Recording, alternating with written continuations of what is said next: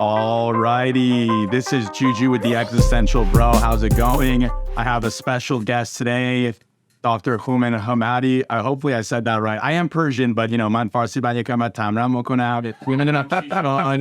This perfect. Yeah, so I'm practicing. I'm like the Western Persian. So I got the more Persian here. I would like to kind of tell a little bit about you, but also kind of explain how we're even here in the first place. This is episode 22. This is the anxious generation. I have known Houmen for probably close to 5 years now. And I had the pleasure of working with him. Houmen was a great mentor to me. I actually was working with him on my college apps one day. And I was like, hey man, I don't know if I'm writing this right, or can you kind of give me some background, maybe kind of help tweak this? I heard some great things about your writing and your expertise. It's like, oh, I know this stuff. Like I got you. You going to med school? No, I'm not going to med school. I'm going to law school. Oh, even better, even easier. I was like, oh, great. And what really struck me about you was your confidence, your humbleness, though, at the same time. And I think I really wanted to emulate that throughout my life. I remember when we first talked, you had told me, you said, one day I will have, this FDA approved drug, whenever that day comes, and you'll see me on TV. Well, it looks like you're already on TV. You're on a frequent guest of Fox News, talking on different, controversies within our society. And I think I've watched some of your clips, and you do a great job. And I'm really excited to jump into like this next generation. But I'd like to, get some more information about you. Tell us a little bit about yourself. Give me some of your breakdown. I mean, how have you kind of gone from being a doctor, with a PhD? I mean, I know you have, I look at your LinkedIn sometimes, I send it to friends, and I'm like, dude, this guy's LinkedIn must be fake, because I have no idea where he got all this education from. You were at UCLA, right, for med school. That's right. Then you went to did you go to Stanford prior to UCLA, or was it right after? Both. Because you're at Stanford, Caltech. I mean, I can't keep up with you, but you were a doctor, and now what is the life of Houmen Hamadi look like now? Yeah, so I did go after a lot of education. Mm-hmm. I had to figure out a way to use it. Mm-hmm. I thought for most of my life, I thought I'm just going to go and see patients day in and day out. And I love patient care. Mm-hmm. It's wonderful. Up until a few years ago, I was actually volunteering at USC at LA County Medical Center, taking care of really poor people, homeless individuals, working poor, undocumented immigrants. Very, very fulfilling. A lot of prisoners, in fact. Mm-hmm. Very fulfilling work. COVID happened, and they told all the volunteer docs to get lost for a while, and they never called us back. They wanted to reduce the number of people in the hospital. Sure. But the bulk of my day job now is in biomedical research. So, I have a chemical engineering background from MIT. I've worked in big pharma. I've worked in small biotechs, and I'm an inventor, and I like to create new solutions to unmet needs and try to create things that are really safe, that are really effective, and that actually have an opportunity to change how things are done. And so, I've invented an upper eyelid cream or gel that can raise the lids without the need for surgery, and people who don't want to have a knife, cut their eyelid and have a permanent change. And I've worked on a bunch of other things, drugs for macular degeneration, helping to develop an eye drop for kids to prevent them from becoming nearsighted or more nearsighted later in their life, and, help out other people too. So if they're entrepreneurs or other people who have ideas and really want to take it to the next level and see whether it is safe and effective and can get FDA approval, I come in and give them assistance on that, because I like to practice ethically. I like to be, to not cut corners and do all the right things to be sure that whatever's going into patients is safe, most importantly, and also is actually going to work, right? And we can identify who it's going to benefit, so that we don't waste time exposing people needlessly to things that aren't going to work for them. So my next question, you said eyelid cream. Do you have any maybe some hair cream for because I would love some hair cream, but I will say this is having the experience from what you've told me, from your experience with your work, with your projects, with the entrepreneurial spirit that you've kind of exhibited, I wanted to talk about children, because I wanted to understand kind of what we've seen the next generation kind of going into the new world. I think you have some great perspective on not only the world that we're about to go into, but the future of medicine, the future of education. And I wanted to get a better sense of exactly what you think this world looks like in the next 10 years. What it looks like for kids who are going into higher levels of education, kids who are going into the workforce. I mean, we talked really briefly before you came on the show. You sent me this video. I was looking at this video like, yeah, man, like look what my kids are watching now. And it was this anxious parody where these kids were on Disney Channel or some sort of YouTube channel, and they're playing this like rock band and it's literally spelled anxiety, and they're going through each word and explaining anxiety within children at the age of 12, 13 years old. Or less. Or less. I don't know how old your kids are. 7 and 4. Okay. I mean, okay. So they're kids. watching that at that age. Yes. And that's programmed and that's aired targeted on to them on Disney Plus. It's on Disney Plus on TV. Kids have complete access to that. So if I remember what was I watching at 7 years old? Mickey Mouse, Goofy, the good old OG. I mean, you name it. Bugs Bunny. Yeah. Oh, like you silly rabbit, right? Yeah. You're like watching this, old man try to chase down this rabbit. Tricks are for kids. Like it's just a different world that they're growing up in. I actually have a business in college consulting. I've had a lot of experience with consulting, and I work with a lot of different kids, and I get to ask them not just what school they want to get into, not just what their plan is for the future, but I ask them like, what do you want to do with your life? What is the life of Juju look like in 10 years from now? I remember when I was a kid, people would ask me that same question. I had a little bit more of a carved path. I was a Persian, Middle Eastern immigrant. My dad was like lawyer, doctor, medicine. That's it. Or lawyer, medicine, engineering, right? Yep. It's like you had those three options and there's no other option. So it was a little bit easier to kind of navigate my way around. Oh, I'm going to be a lawyer. I'm going to be a lawyer. Now I ask the kids that same question. And in a social media era, they say, I want to be an influencer. Oh, cool. How are you going to do that? Well, I don't know. We'll start posting stuff on Instagram and I'll be rich. Okay, that's one idea. TikTok obviously has proven effective for kids at that age that are throwing up Lego toy. I mean, have you seen that toy guy that's on YouTube that literally is 5 years old that rates toys? Oh, yeah. I mean, he makes a lot of money doing that. He makes a lot of money. So I'm like, okay, I'm not going to completely kill your dreams. That sounds good. What else do you want to do? Let's just say you're 30, 40 years old. TikTok, rating toys at 40 years old might not be the best look for a grown adult. What else would you want to do? Well, I'll just be, a property owner. I'll just own a bunch of properties. Well, how are you going to get there? Well, I mean, I'll just own properties. Like, I mean, they watch it on social media. They see all these cool clips. And I have to tell you, I don't know what advice I could give to my kids to have a little bit more of I don't want to say grounded approach to life, because I think kids should dream. I think it's healthy to dream as someone who's, especially when they're getting to college, you want to give them that ambition, but you also want to give them a reality. And I think that's what's so hard to navigate around. So I have to ask you, what do you tell your kids who are watching these shows about anxiety, who are watching these TikToks about this kid making millions of dollars, teaching kids how to build a toy? Is that a real world that we're about to introduce them to in the next 10 years? The reason why I saw my kids watching this like music video that Disney produced about anxiety, along with a lot of other music videos that were totally inappropriate in my mind. They were talking about like kids coming out of COVID and like showing them trying to like hug, and they actually said like, I don't know how to socialize anymore, and like they got scared and started crying and ran off from the other kid rather than interacting and playing with them, or like going to Halloween and wearing like 3 masks and stuff and being afraid of getting close to people. Like, these are weird things to expose kids to. Like, they need to have a normal childhood, and like so I think for me, I want to keep them from that. I want to shelter them from that. There's no reason for them to be exposed to this stuff. And I think it's on parents, right? It's on parents to say, to police what their kids watch. And I like to use the word police because that's what it is, really, right? There's an obligation. There is, parents do have to be proactive. I thought that even before I became a parent, but now that I am, it's even more true because I see the results, right? And I have my kids, playing, like reading books. I have them playing with toys together. I am on play dates with other kids. Sure, they may watch a little TV, but it's stuff that I kind of curate and choose what they watch, and I'll watch it with them. So if there is something scary, potentially inappropriate, I can help interpret it for them in real time, sometimes even pause and say, okay, that thing you saw, that's just pretend, don't worry, right? Or they're trying to depict such and such. This is not real. I do that. And then on top of that, I think it's important for parents to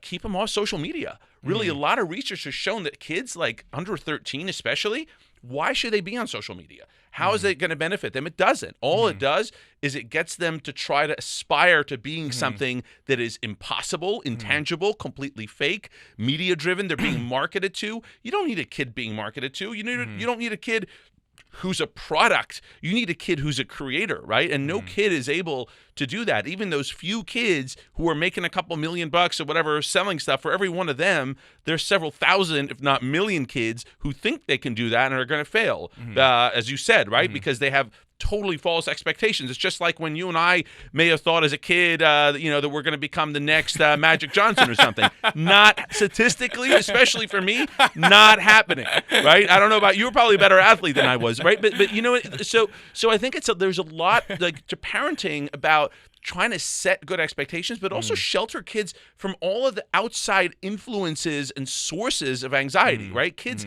also pick up on parents' anxiety, right? And the more they sense that we're in a panic about things, whether it's legitimate or false, whether it's about politics, whether it's about COVID, whether it's about your own job, economic situation, housing insecurity, whatever it may be, kids pick up on it. And I think, again, as a parent, you have a duty to kind of, not lie to your kid, but at the same time shelter them from things that, they really don't need to deal with right now. They have plenty of time in their own personal lives to catch up to you and do those things and deal with the things that cause adult stress. But kids aren't able to grow and develop socially and academically and even think about what they want to do professionally if their entire life is preoccupied with whatever their parents' preoccupations are. Now, I mean, you brought up a great point, like thinking about the false expectations. I was going to bring this up to you, and I'm curious to know what you think about it, because you have parents who are generally, they shelter their children. I think policing is a good word, because you have to police children. There has to be a level of discipline. It's just what it is. Kids need to learn. I mean, I think it was Jordan Peterson who said this. Kids need to learn discipline so when they go out into the world, they can be liked. And what that means is, rather than acting out and having something not go their way and feeling sensitive to it and say, well, it needs to go my way, there's no other way around this. And then parents sometimes will just say, okay, we'll just give it to you. You want that new toy? You want to do better in school? We'll get you a tutor. You want to do this? We'll get, always feeding them exactly what they need. Yep. And sometimes it's in a healthy way, but sometimes it could build children that don't have discipline, that don't have an understanding of the outside world, the real world they're about to grow up in, and the false expectations start to set in. Then 10 years down the line, guess what happens? They start to feel depressed. They start to feel anxious because reality finally has set in, and now they have to sit there and deal with it. And how do they deal with it? Through pharmaceuticals, through self-medication, through unhealthy coping mechanisms like excessive partying to try to find the next dopamine rush. I mean, you probably know this more than I do. The pharma companies have built a society now where if you have someone that, let's just say, doesn't necessarily fit the mold as a child, or someone who is basically against their disciplined parents, then they get raised in a world where people don't necessarily have anything they want to do with them. And I think I specifically want to ask you, if you're in a situation as a child or as someone who's going to college or going to school, do you think that it's healthy to be able to give kids everything they need as far as tutoring help? If something happens at school, like, I mean, you said it yourself. I mean, we'll talk a little bit more about it, but something that happened with COVID, right? You immediately call the school, you try to find exactly like what's happening in classrooms, and the parents kind of have to take control. Do you think it's healthy to give kids everything they need so that way when they, let's just say graduate from college and they have a better future? Is that really giving them a better future? Or is that not really preparing them for the world that's to come? It's a double-edged sword, right? And I think there is a limit to it, right? There's a point at which giving kids more than they truly need and not allowing them to have to experience challenges and overcome adversity on their own to a reasonable degree makes them unprepared to enter the real world, right? I see that, in so many people here in LA, right, who grow up in affluent households that give them everything, right? And then it's time for them to apply to college, right, or med school or whatever, or even just go find a job. And they have to answer questions in interviews on paper or whatever about, tell me about a problem you had in your life and how you overcame it. And I see people who have a blank stare on their face, as if you ask them to calculate the square root of pi down to the 18th decimal place, right? They're like, oh, wait. I'm like, wait a minute, you've never had adversity? Like, come on, think about something. And I've heard this. This is not a joke. I heard one person say, or I'm not going to name who, obviously, who said, when I was turning 16, every kid I knew was getting a brand new BMW. And my dad demanded I get a used Honda. And I was so embarrassed to go to school with this used Honda. I'm like, are you kidding me? That's your biggest adversity? And to them, that really was. Yeah. God bless them. And to that Yeah. person, that really was their greatest adversity because they were shamed in their very affluent private school by some very rich kids who were very spoiled about the car that they were driving to school. And it was a perfectly good. A used Honda's great. There are people who'd kill to have that car, right? Have any car. But in that community, in that little bubble, they were being shamed for that, and that was their adversity because everything else was handed to them on a silver platter. And guess what happens to those people? Because I see it all the time. They go out into the real world. They don't know how to do their own laundry. They don't know how to cook. Right? They don't know how to. Once I told someone, "Oh, just mail a letter." They're like, "How do you do that?" I'm like, "What do you mean? How do you do that? Like, you mean I have to go get a stamp from somewhere?" Like, yeah, go get a stamp. Well, where do you do that? Like, think basic. Like, do I have to sign the letter? You said I have to print it. Like, where do I? Like, basic things that we take for granted. Yeah. Like, a lot of people just haven't learned because they've had everything done for them. And when they go into the real world where there is no one to do these things for you, have a lot of trouble just figuring out the basic stuff. And I look at, on the flip side, people who grew up with a lot of adversity, right, in their lives. People who did grow up poor, people who grew up having to fend for themselves, working jobs, not just to have some extra spending money, but to help their parents pay the rent or to have food on their plate, or people even who didn't have to go that far, but people who had to like academically figure things out on their own or go and seek help themselves rather than have help rammed down their throats. These are people who become independent. When I go back to college, I was at college at Stanford, in graduating like in 96 or so, when like the internet was, invented basically, right? Like all Twitter, Facebook, Yahoo, Google, all these things kind of came, WhatsApp came from people I know, right? And these are classmates of mine, friends of mine, dorm mates of mine. And when I look at the people who contributed to the generation of the internet and all these apps and the entire new transformation of the world that we're seeing, every single one of them had adversity in their background. Not a single one of these people was born with a silver spoon in their mouth. And I think that adversity and those challenges, and they're having to overcome those things, and it didn't have to be socioeconomic or racial or anything like that. It could have just been something else, right? It could be a health challenge, could be whatever, or even just having had to work, right? Any of those things, it created a sense of discipline, independence that then they basically capitalized on for the rest of their careers and their life. And kids nowadays, a lot of them are just missing out on that. And some of them, their entire life is adversity, and they have no opportunity to come out of it because they don't have that little bit of an assist that they need. And so now we're getting this totally whacked out society where we have this huge disparity. A lot of kids who have everything and a lot who have absolutely nothing, with very few in between. And it's those in-betweens, I think, who really succeed. So it's crazy because I was just watching a clip. Do you know Professor G? Do you ever listen to that podcast? I was just watching a clip. He was talking about this exact thing. He said, look, I mean, it's this double-edged sword that we're playing with our children because at the end of the day, I wouldn't be who I am today had it not been from not having anything. If I had everything, maybe I wouldn't have been pushing so hard. Maybe you, like, I mean, look, you're a very motivated person. Like, you could have just stuck with the safe route and just been a doctor and worked your day job and done what you needed to do. But it seems like that's not what you decided because you're like, I want more. I want more for my family. I want more for my kids. And your kids will have that. Eventually, they're going to be going off to college, and they're going to look at their dad, and they're going to see him more on TV, and they're going to see they're going to make sure their dorm food is paid for, and who knows what car they're driving at 14, 16 years old. Maybe you get them the used Honda, maybe you don't, right? You know what? Well, my kids will probably get the used Honda no matter what. And second, I don't care actually if they see me successful in work. I think what I want my kids to know me for is as a nice guy, someone who is nice to them, who's a good dad, and someone who's nice to other people. I think if that's what I give my kids, that's far more important than anything academic or financial or otherwise that I could give them. Because ultimately, like, what else are they going to have, right? What do I have to give them that no one else will give them? It's their ethics, their morals. It's just also just how they treat other people, right? It's the nice guys who I think really do well in life. It's the not nice guys who may do well temporarily, but it always comes back and haunts them later on, right? So I'm teaching them that, right? Yeah. Don't be jealous of other people if they have more or whatever. You're going to be fine as long as you're nice and work hard. Yeah. I mean, but then, okay, that's great advice, but you get to a point where you want to give them still everything. I mean, look, my dad came from not a lot of money. My mom was working a day job as a sales associate or at a like Kohl's, right? Like she was working at a small retail store.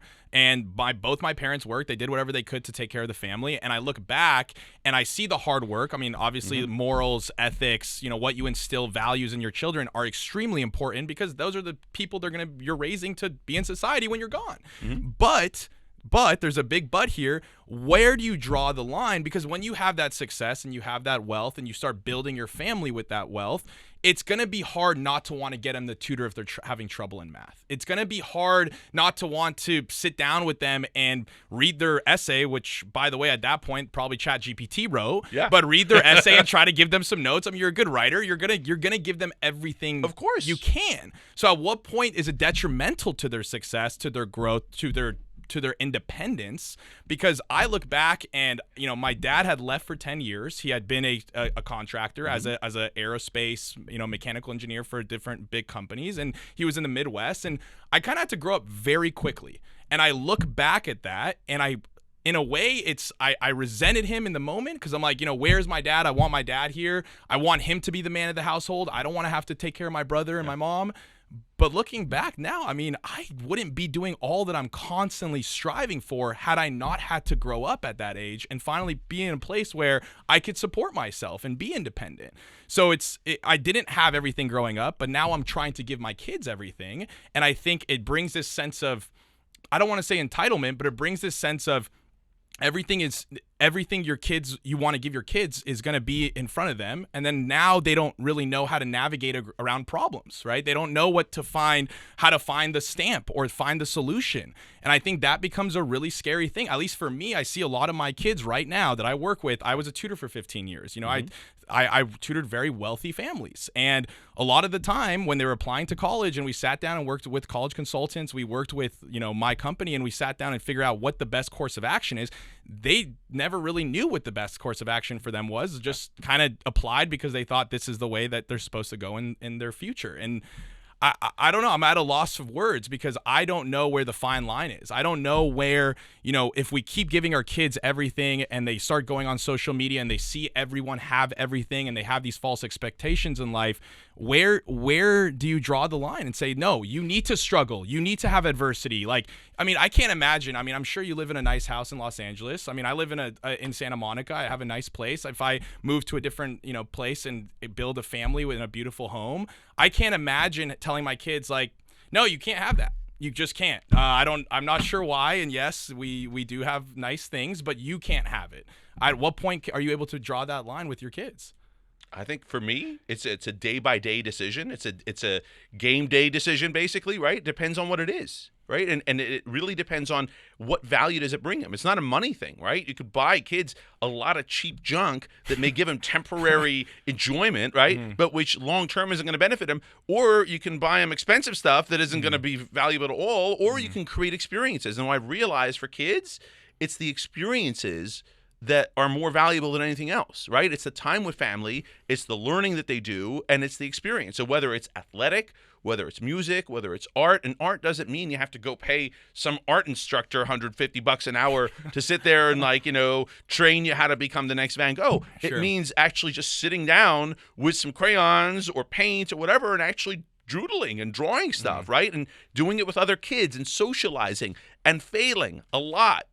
And again and again and failing and prototyping things until they figure out how to do it, right? There's a lot of that you can just give to kids. It's just going out and playing soccer, right? At a park. It's going to the beach and just splashing in the waves with your friends or siblings or parents, right? These are things that are cheap, they're simple, right? And I think there's no substitute for them. I think what COVID did is it got so many people, an entire generation, in the mindset that you need to be inside looking at a screen. And I think we're still seeing that effect because a lot of people are just so trained to do that. A lot of kids have grown up with Disney Plus and Netflix being all they know, right? They don't know what it's like to go to a park because they were closed off, right? The beaches were closed off around here, for goodness sakes, right? They weren't allowed to have play dates. And I think we need to get out of that mentality of just being inside, being alone, being on a screen, doing virtual human contact and doing a lot of social media, which is absolutely fake human contact, right? And substituting with experiences.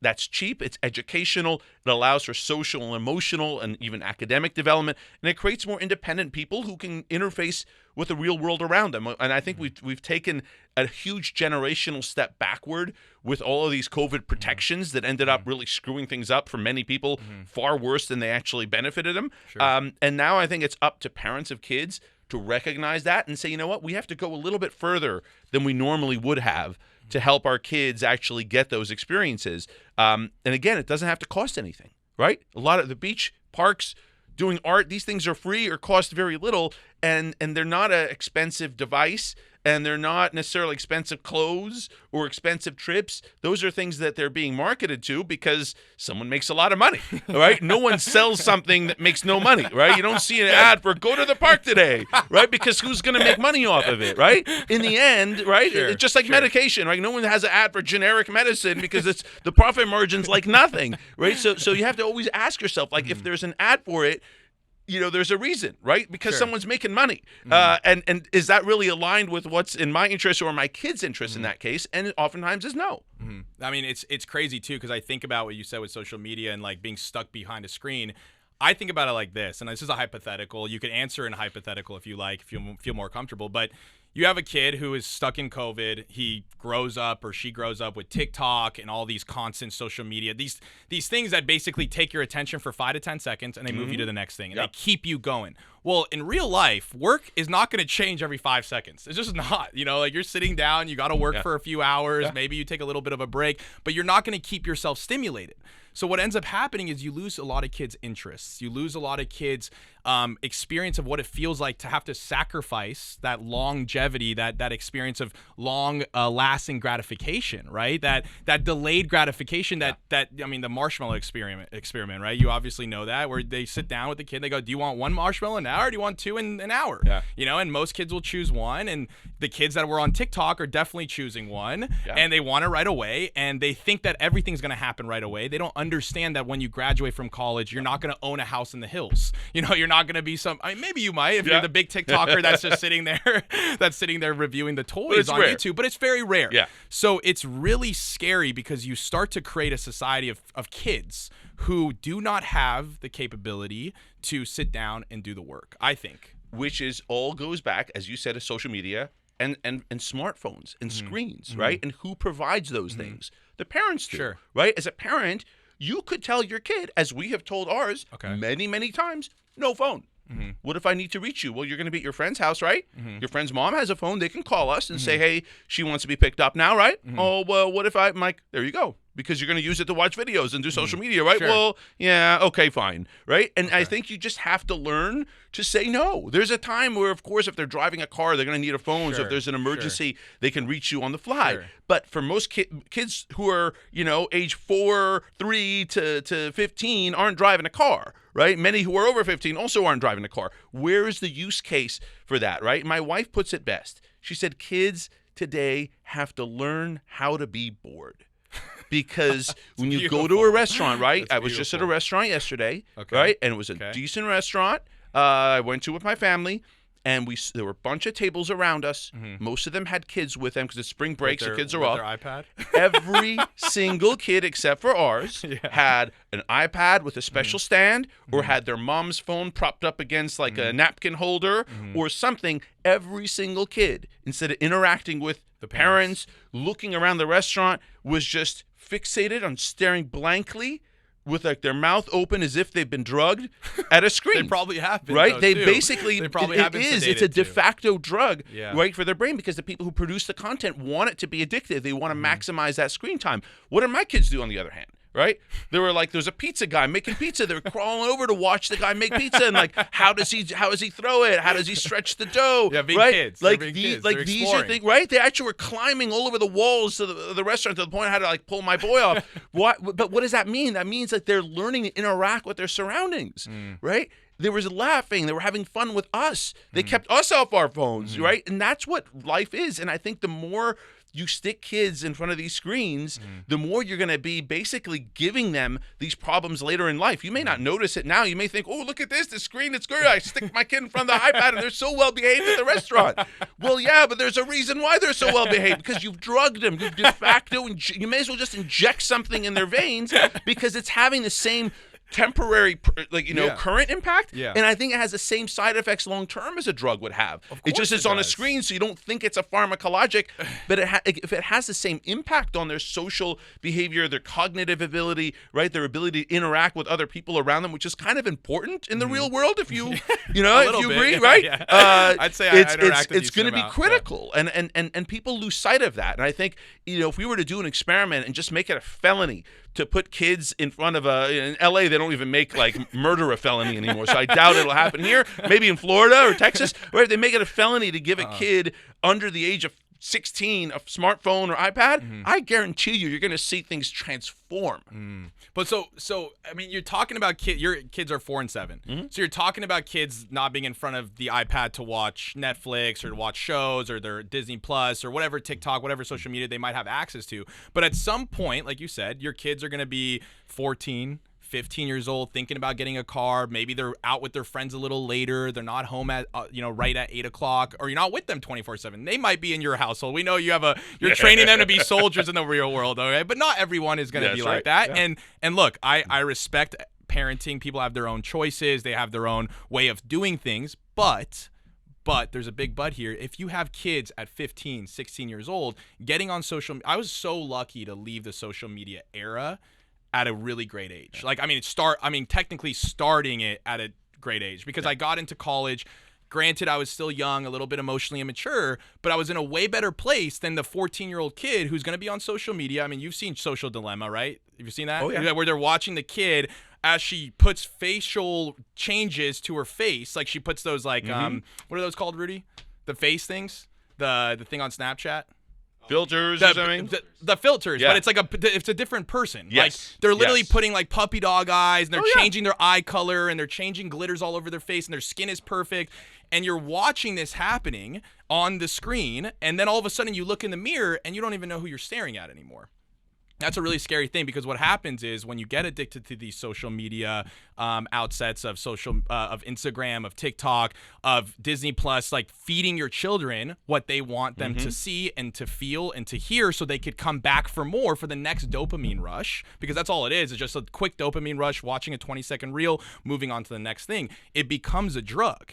And then at some point, later down the line, it's not going to be as easy to sit down and just spend hours in front of a computer, hours in front of something to keep you entertained, and then you have to do the real work. You have to be in the real world. Yep. And now you start to get depressed and you start to get anxious. Maybe you get anxious as a child and you lose your focus and you start thinking, "Oh, my kid has ADHD. Let's just give him some, Adderall." Or my kid is depressed. He's sleeping more. Well, why is that? Right? Because you're dumping a bunch of dopamine in him throughout the day, and then you're expecting him to wake up at a reasonable time. Yeah, they're withdrawing from the drug, right? So what is your advice to people that do you believe in holistic medicine? Do you believe in, pharma being able to take over kids that don't really have, I can't even say it, because I feel like I don't even really know if there's a way around it, right? Because if you have kids that are sitting there watching these screens constantly and they're not being policed, or maybe they are at some point and then they're 15, 16 years old,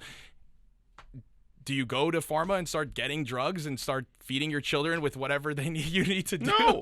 What do you do? Well, we have a society that likes to have a knee-jerk reaction that there's a drug for everything. But right? Nowadays, it's like, oh, you're overweight. Here's a drug. Let's inject yourself.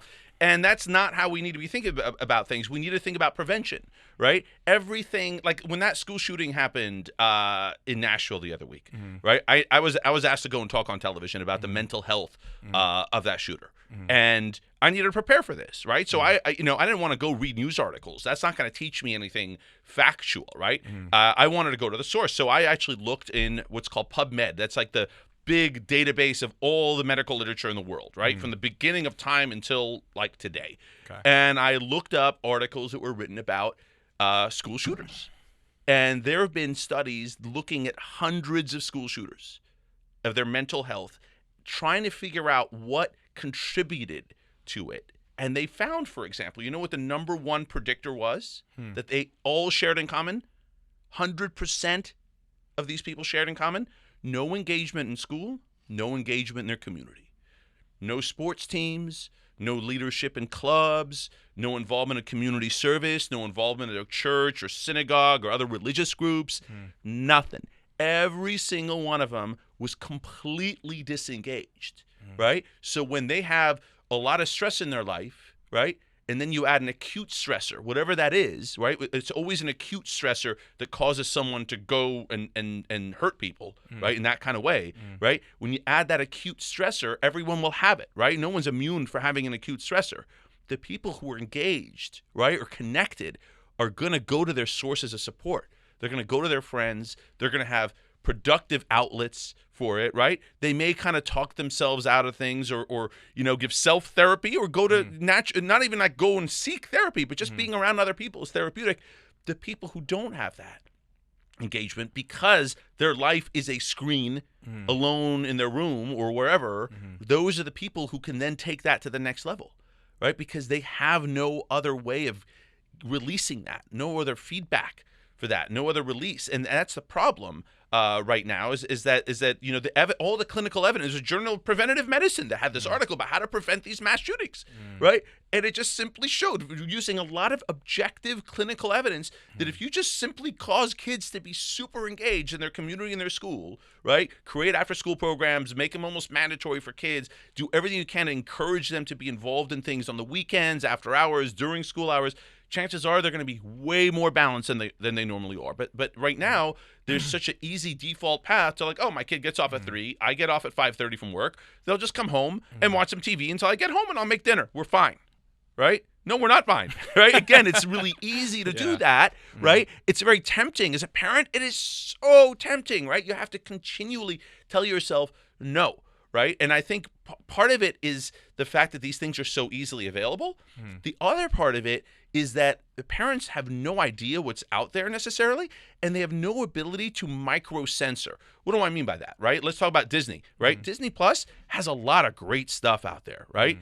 The original Lion King movie and stuff, I think kids can watch that 5 times a week, and they're going to be totally normal, right? Because back in the day, right, things were fine. Like the old original Superman movies, right? These things, when you look at them now, they're like, what? How did this exist, right? These people are so normal and happy and loving, right? Even the bad guy was still kind of funny, right? And why, right? No one, because like there's no blood and guts everywhere, right? Even though it was Superman. You had Jack right? Nicholson as the bad guy in Batman. Yeah, right? And so when you think about it, right? Sure.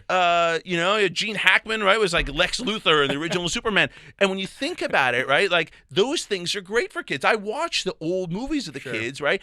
But you have no way right now, right? And this is like something I'm just thinking of right now on the spot, right? I'm not kidding. I'm going to start a campaign. Watch. I'm not joking. But there's no ability right now for parents to micro-censor, right? Kind of line item vetoes on things their kid watch in the app, right? If there's like a kids mode in Disney Plus. There's a kids mode in Netflix. It's supposed to remove adult-related content, but guess what? There's a lot of stuff that's in the kids mode, that's like what we were just talking about, that is not kid-appropriate, according to me, and according to a lot of like medical evidence, according to a lot of people's religious beliefs, a lot of people's cultures and traditions, and I think. And I'm literally just like thinking of it on the spot right now. Better not steal it, right? Well, but I think if we have like some method in place to almost even encourage or even force these companies to allow parents to kind of specifically say, I do not want my kid exposed to any kind of violence. I don't want him exposed to murder.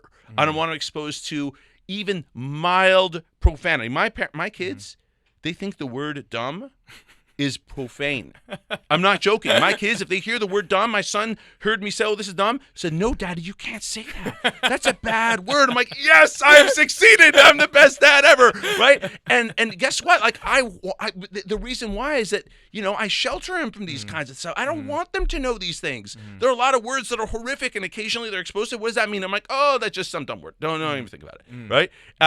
And so if allowing parents to kind of like micro-censor things, or maybe say these are the things they can watch and exclude everything else, guess what? That may actually create a better system, right? Because now we're selecting what they're able to see. Right now, there's just so much stuff that's outrageous, and you have no idea what it is. The problem is you go beyond these apps and you go to just the internet in general and social media in general, right? And now they're getting fed everything, right? And so I think, again, if you're a parent, it may be tougher to actually have to spend time with your kids. I know, but guess what? The rewards are there, right? Yeah. I mean, I was thinking while you were talking about that, and I was like trying to think of actual movies I've seen on Disney Plus that are technically kid appropriate, but I think if anything create anxiety or create this sense of like aloofness or like feeling lost in the world. Like I don't. Have you watched Luca? I always tell people to watch it because I'm not 100% sure what they're trying to accomplish, but basically this kid is trying to find himself. Yeah. It's kind of like, you have Lion King. He tries to find himself by like surrounding himself with more support, with friends, with family. Then he leaves for a little bit. He goes on this like coming of age story, comes back, takes care of the kingdom, takes care of his, uncle, his father's killer, and he succeeds in whatever, right? Luca, for instance, when I think about that story, is he's having a lot of trouble with figuring out who he is as a person. Well, the kid's like 5 years old. Yep. And I got to be honest with you, I had trouble figuring out who I was at 5 years old because I didn't know what was happening in the world. Yeah. And that's okay. Yes. We need to tell our kids it's okay to be a kid.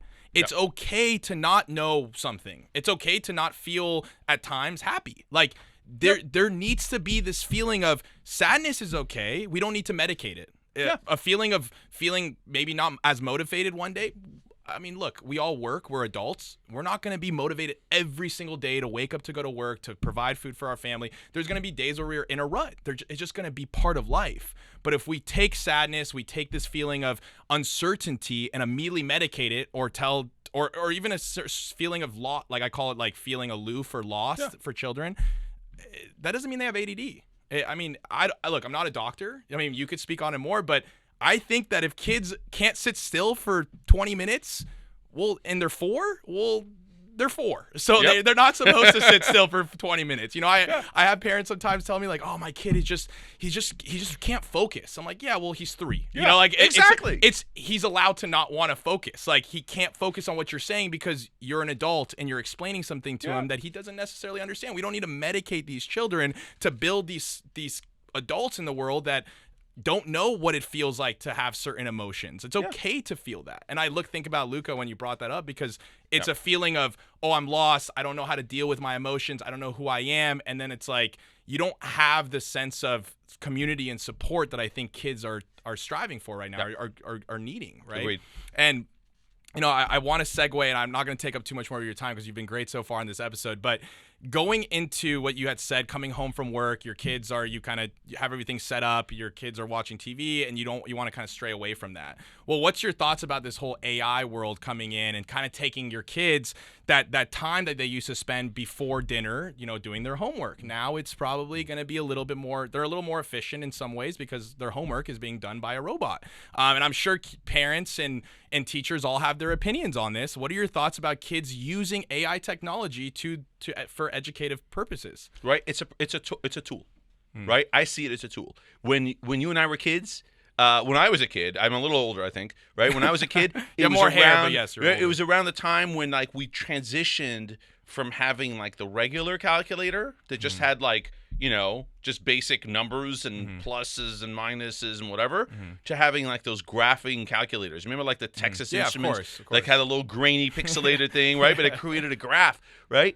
And so like kids could cheat, perhaps, right? Well, wait a minute, I'll just use the graphing calculator, put it in there, and it'll cheat. Well, every kid started getting a graphing calculator. So what happened? When I was a kid, the exams started allowing the use of graphing calculators. They evolved with the time and said, you know what? Bring your graphing calculator because we're going to just change the question. So it's now not asking you to make the graph.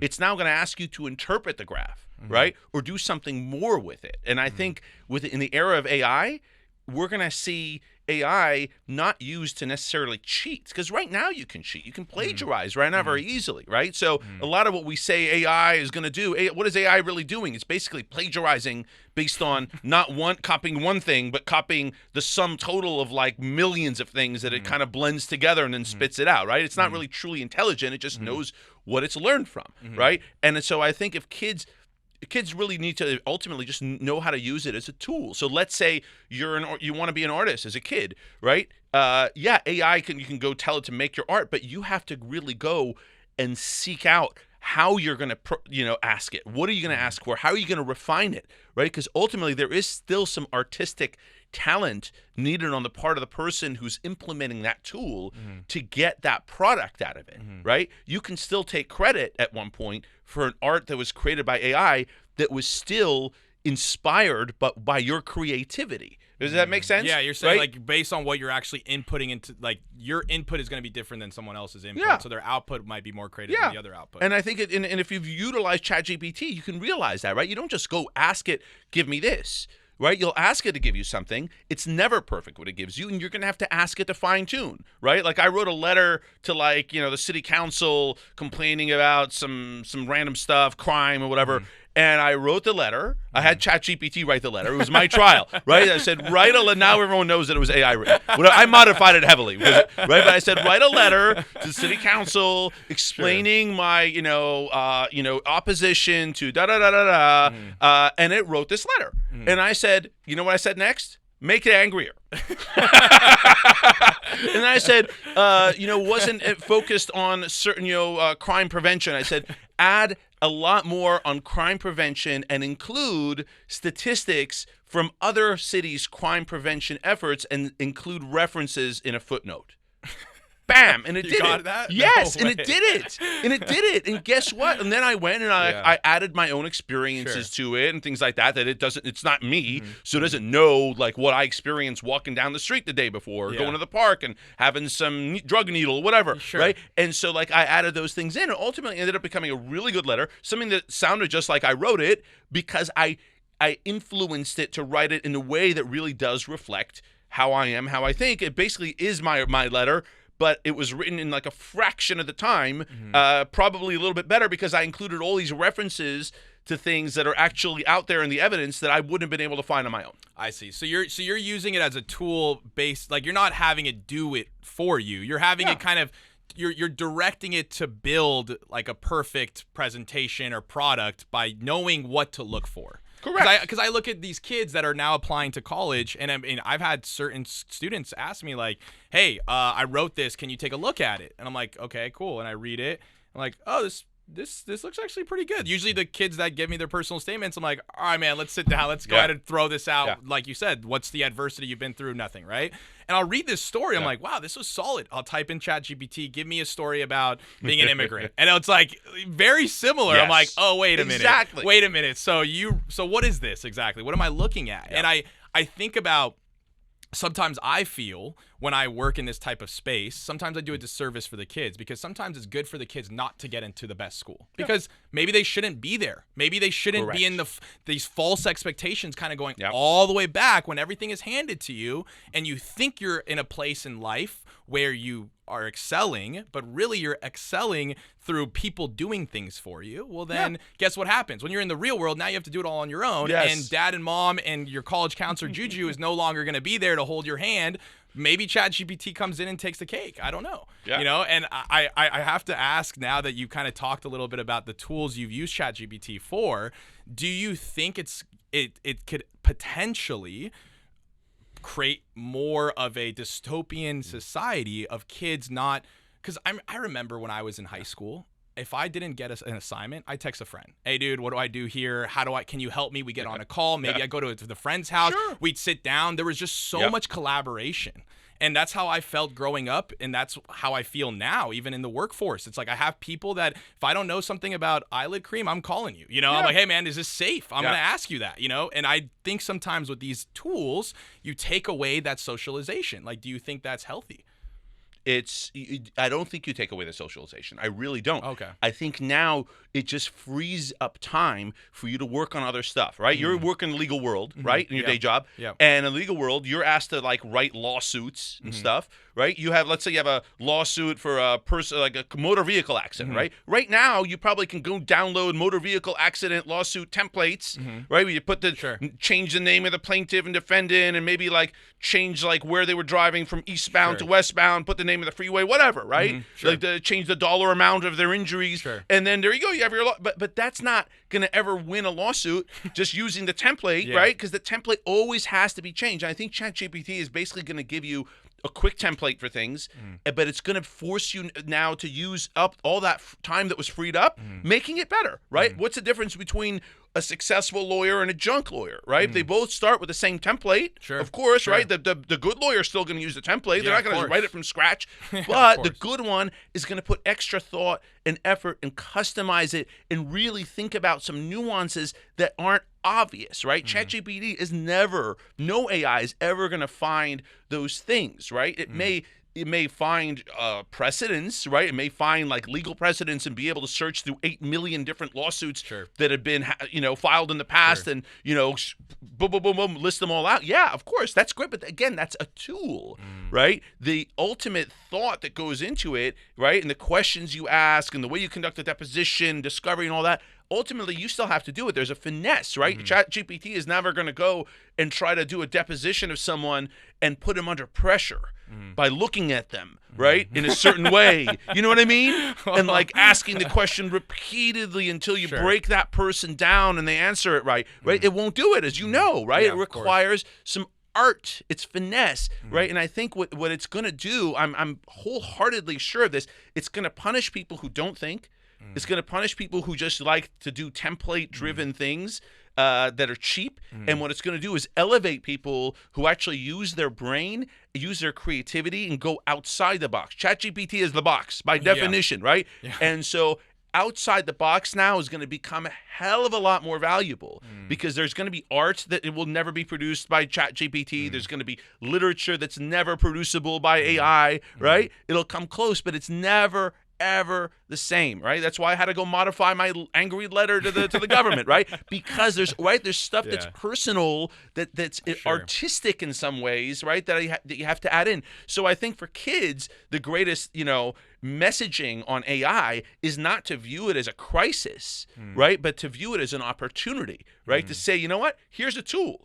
And you can either embrace AI by saying, you know what, I'm going to become a coder or a hardware developer and capitalize the hell out of this and become the next AI billionaire or trillionaire, the way my classmates became internet billionaires by creating WhatsApp and Facebook and all this other stuff.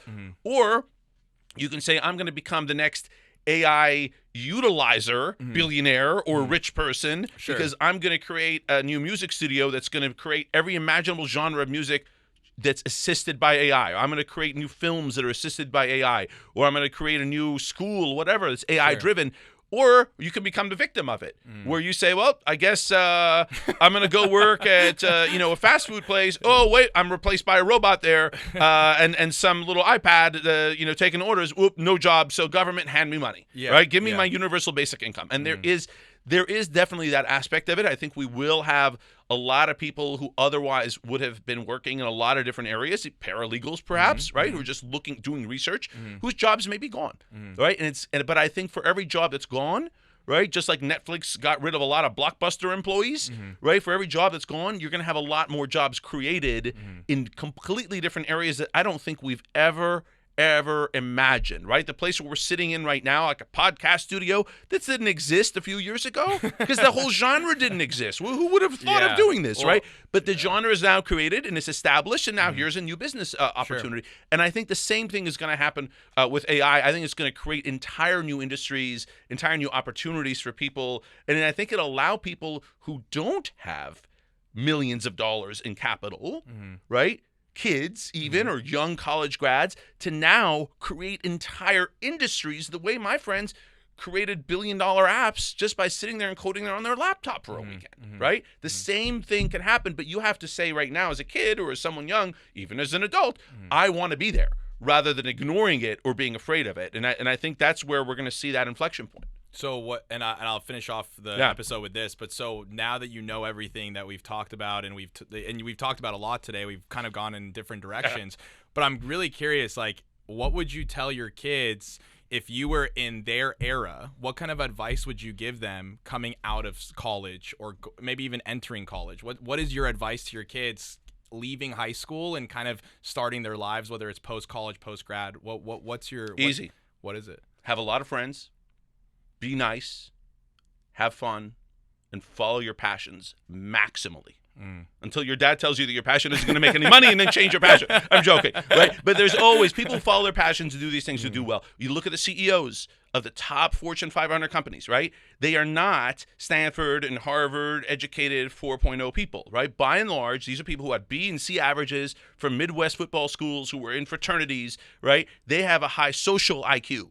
Right? More than just an academic IQ. These are people who know how to interact, how to build trust, how to build, camaraderie, loyalty, how to build teams and get the job done. And that is not taught in any classroom. That's taught in the fraternity, house. It's taught in the baseball or football field. It's taught in, the playground as kids, right? And I think the socialization and really learning how to come together with other people, especially now when we have so much competition from AI and social media and other things, is going to become even more critical. Amazing. Well, thank you so much, Dr. Houman Hamadi. I appreciate your time. It's been an absolute pleasure having you here. Thanks for having me. Great episode. I have to say, you led me right into my next episode. Episode 23 is airing at the end of April. This episode is airing next week, so please stay tuned. Episode 23, Follow Your Passions with DJ Habibi Beats. We're going to be talking a lot about what that looks like. So thanks for leading us in. I didn't even know that was going to do that. But appreciate you guys. This is the Existential Bro with Juju. Thank you so much for tuning in. Have a great one. Bye-bye.